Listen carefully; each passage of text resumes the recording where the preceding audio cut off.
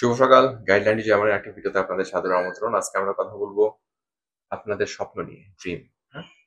যখন মানুষের একটা স্বপ্ন আসে, কিভাবে আসে? কোনো একটা জায়গা থেকে আপনি মোটিভেটেড হয়ে সেই স্বপ্নটা আপনি দেখা শুরু করেন। কিন্তু এই স্বপ্নটা স্বপ্নই থাকবে যদি ওই স্বপ্নের পিছনে আপনার ইনভেস্টমেন্ট না থাকে।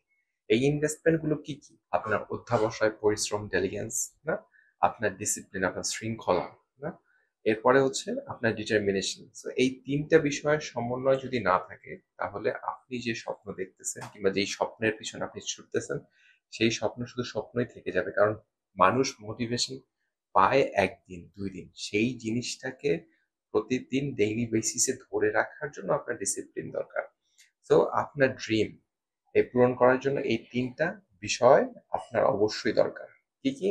ইন্টেলিজেন্স, তারপরে ডিসিপ্লিন এবং আপনার ডিটারমিনেশন। এই ৩ টা জিনিস সমন্বয় যখন হবে তখন কেবলমাত্র আপনার একটা লক্ষ্য অর্জন করতে সক্ষম হবেন। আশা করি বুঝতে পারছেন। আল্লাহ হাফেজ।